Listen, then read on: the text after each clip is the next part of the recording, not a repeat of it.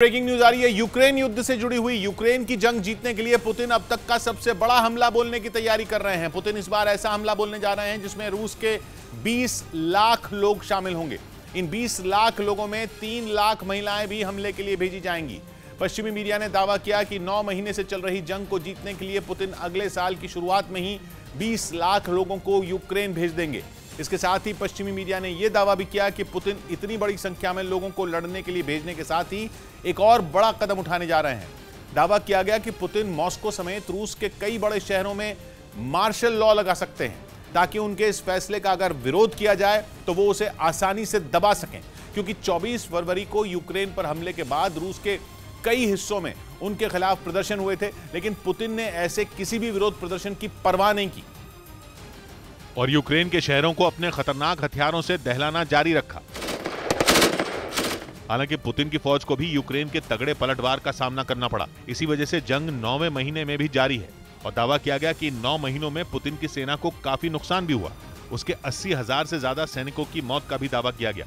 लेकिन अब कहा जा रहा है कि पुतिन ने इस जंग को खत्म करने का एक बड़ा प्लान तैयार कर लिया है और इसके लिए वो 1 या 2 लाख नहीं बल्कि 20 लाख लोगों को यूक्रेन पर हमला करने के लिए तैयार कर रहे हैं।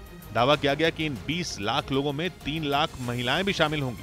बताया जा रहा है कि अगले साल की शुरुआत में ही पुतिन यूक्रेन पर होने वाले सबसे बड़े हमले का ऐलान कर देंगे। लेकिन पश्चिमी मीडिया के मुताबिक वो इसकी तैयारी आने वाले कुछ दिनों में ही शुरू करने वाले हैं और इसके लिए वो रूस की राजधानी मॉस्को समेत कई बड़े शहरों में मार्शल लॉ लगा सकते हैं, क्योंकि माना जा रहा है कि इस बार उनके खिलाफ कई शहरों में प्रदर्शन शुरू हो सकते हैं, क्योंकि पुतिन जो फैसला लेने जा रहे हैं उससे रूस के लाखों लोग प्रभावित हो सकते हैं। पहले से ही जंग की मार झेल रहे हजारों परिवारों की मुश्किल बढ़ सकती है। दावा किया गया कि इसी वजह से पुतिन अपने विरोध में उठने वाली आवाजों को दबाने की तैयारी पहले से ही करके रखना चाहते हैं, क्योंकि रूस का कानून कहता है कि मार्शल लॉ में कर्फ्यू लगाया जा सकता है, सेंसरशिप लागू हो सकती है, लोगों के आने जाने पर बंदिशें लग सकती हैं, वो एक जगह पर जमा नहीं हो सकते, सेना उनकी संपत्ति भी जब्त कर सकती है और विदेशी नागरिकों को तो जेल तक में डाल सकती है। और दावा किया गया कि पुतिन इसी कानून का सहारा लेकर रूस में विरोध को कुचल देंगे और इस बार यूक्रेन पर ऐसा हमला बोलेंगे जो उनकी जीत की वजह बन जाएगा। इस बीच यूक्रेन के राष्ट्रपति ज़ेलेंस्की ने भी आशंका जताई कि रूस में कुछ तो बड़ा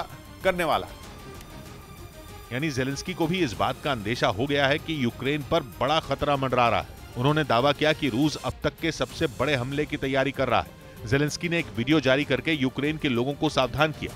उन्होंने आशंका जताई कि इस बार रूस जो वार करने की तैयारी कर रहा है उसमें बड़े पैमाने पर आम लोग निशाना बन सकते हैं। इसके साथ ही ज़ेलेंस्की ने यह भी साफ कर दिया कि आने वाला वक्त यूक्रेन के लिए बुरे सपने जैसा हो सकता है। फुटबॉल वर्ल्ड कप में मोरक्को से हार के बाद बेल्जियम के लोगों ने हिंसक प्रदर्शन किया।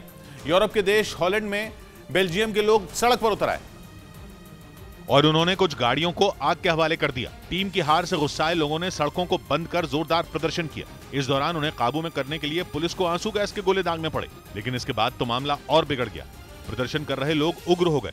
उन्होंने सड़क से गुजरने वाली गाड़ियों पर ही हमला बोल दिया, जिसकी वजह से कुछ लोगों को चोट भी आई, जिन्हें अस्पताल में भर्ती करवाया गया। हालांकि काफी देर पुलिस से झड़प के बाद प्रदर्शनकारी शांत हुए। असल में बीते रविवार को हुए मुकाबले में मोरक्को ने बेल्जियम को 2-0 से हरा दिया था।